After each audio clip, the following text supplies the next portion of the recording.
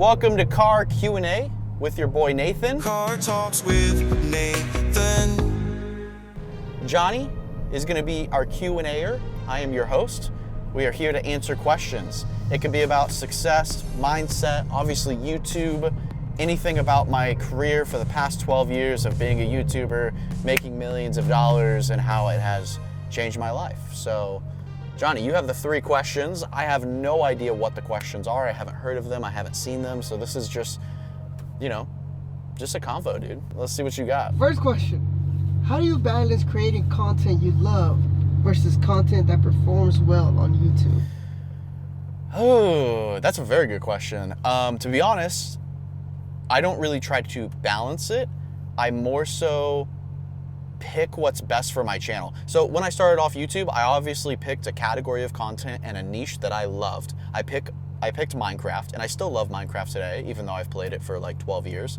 But I also transformed my channel kind of into more of a vlog channel with real life content. And now we get to do crazy things on our channel. Like we hunted tornadoes, we filled a dump truck with Orbeez.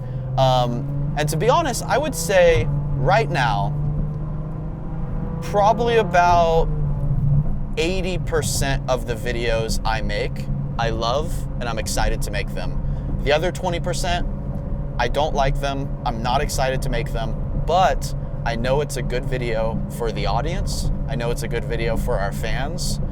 So that's why I make it. So it's kind of up to you. Everyone's different, obviously. But at the end of the day, you do have to kind of balance both, because if you think about it, a YouTube channel is about you. That's why they call it YouTube. It's about you. So you should make content that you like on your channel, because that's why people watch your videos. But at the same time, you also have to make videos that the audience is gonna love and get excited to see. So you have to kind of balance that fine line. But at the end of the day, I think it's just about you deciding what videos are gonna be best for your channel. Second question. How do you innovate and differentiate your content in such a competitive space compared to other creators that do similar content as yours? Very good question. I think in the beginning when I started YouTube, I was always very competitive. I wanted to compete. And now I'm not really so much competing. I'm more so just in my own lane, doing my own thing. Oh, look at this car. Look at this guy. Nice Dodge Viper. All right. So if you all have seen my channel, it's the Unspeakable channel. A lot of people compare me to Mr. Beast. But I actually do not compare myself to Mr. Beast, because I don't spend an insane amount of money on a lot of our videos. I'm a big believer that money has nothing to do with views on YouTube. It's more so about a really good creative idea. So I wouldn't really, I don't compare myself with Mr. Beast. I don't compete with Mr. Beast.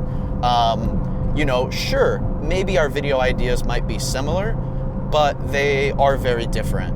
So I'm kind of in my own lane, and I think that's the best way to be a creator, because at the end of the day, the best way to improve yourself on YouTube is to look yourself in the mirror and realize that you are the competition. And if you can consistently get better, then that's what makes your channel valuable, because people watch YouTubers for their personalities and for their content, which means that you are your biggest advantage. So therefore, no one can compete with you on being you. Because imagine if someone tried to copy Unspeakable, but they can't, because I'm me. Like, they can't be me. So I think that's a big misunderstanding that a lot of people have. They think YouTube is competitive, and yes, it is competitive, because like, let's say you have a bunch of car YouTubers, right? Like, I like watching car channels. Obviously, I'm a big car guy. I like watching car channels, but there's a lot of different car channels. So for example, you have Whistlin' Diesel, but he makes videos about destroying cars, but I like his videos. And then you have someone like Doug DeMiro. He makes videos where he reviews cars, but again, he's not destroying cars, he's just reviewing them.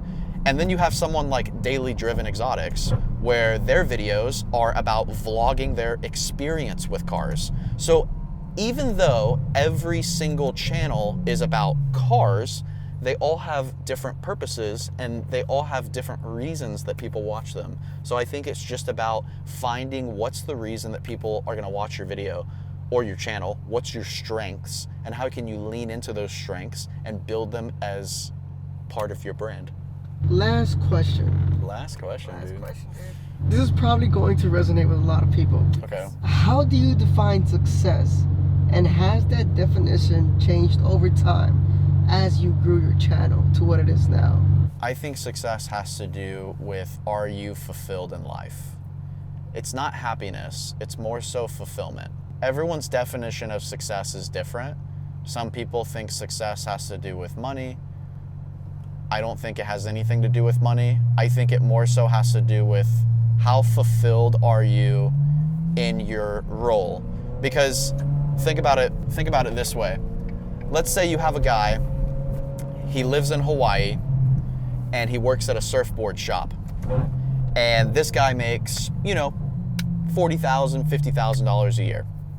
He works at a surfboard shop, he surfs on the weekends, he works 4 days a week. But this guy is so happy. He's so fulfilled. He's living his dream. He's living in Hawaii. He loves surfboards. He loves surfing. This guy is just loving life.